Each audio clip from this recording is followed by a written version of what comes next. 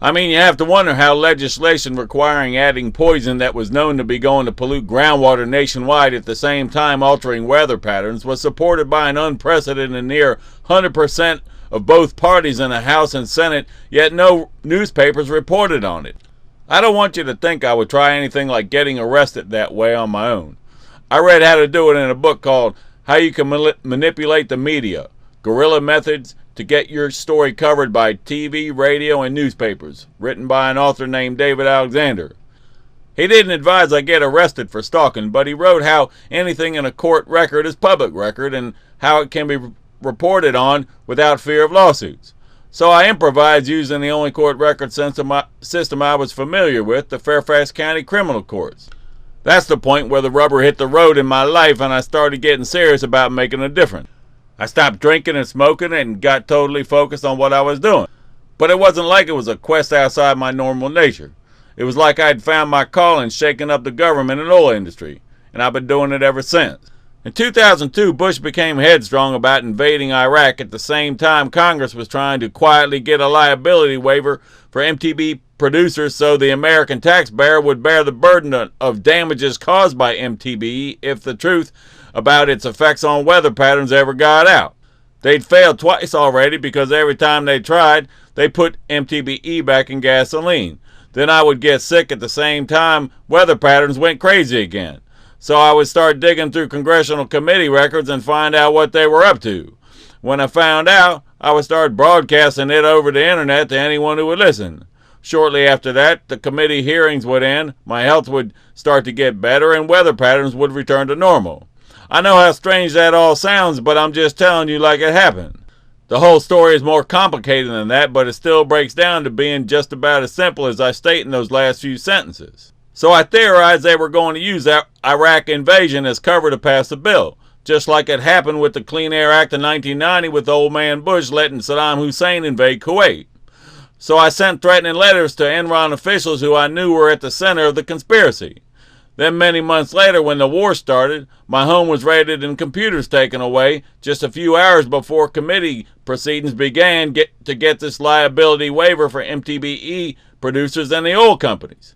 Of course, when I told the FBI that I only sent the letters to see if they would be dumb enough to arrest me just before those hearings started, therefore showing why Bush was really going into Iraq, they let me go with a warning, but still took my computers. So I went ahead and let them pass the liability waiver through the House of Representatives while using the war as cover so the public didn't know what they were doing. Then I started campaigning to stop them when the bill reached the Senate.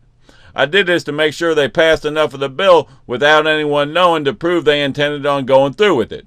Then I stopped them in the Senate so they didn't get away with it. I was also getting more sick with each passing day since they put MTBE back in the gasoline, which technically is sabotage against our military.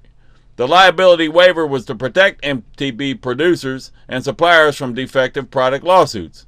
It's illegal to sell the military defective fuel products when we're at war.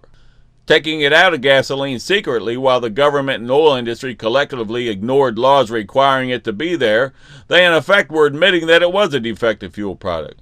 So by knowingly adding it back to gasoline while they tried to get a liability waiver for it being a defective fuel product was an act of open contempt against our military's fuel supplies, therefore an act of sabotage.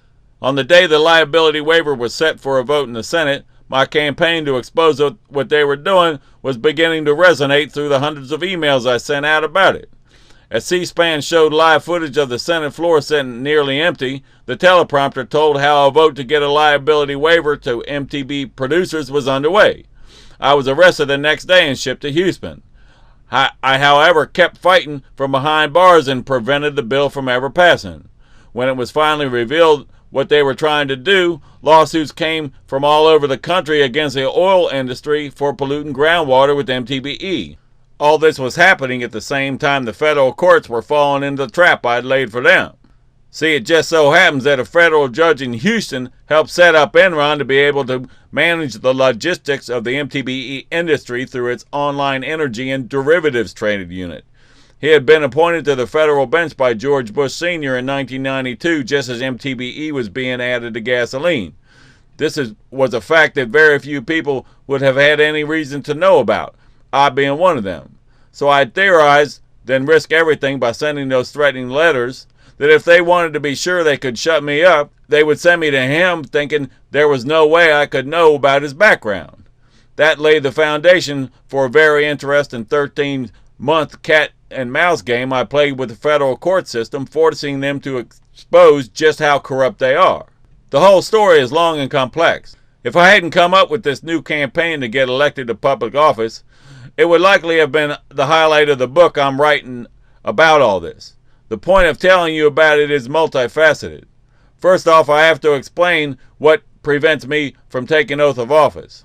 All the other charges from my past are misdemeanors.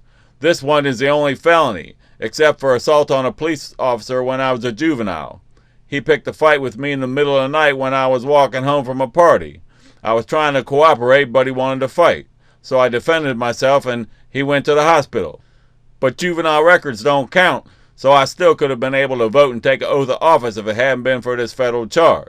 So since the only crime on my record that prevents me from taking an oath of office is this one where the Bush administration used the courts to hide the truth about why they invaded Iraq, I expect if I'm elected, there'll likely be changes in the disposition of my record so I can take office.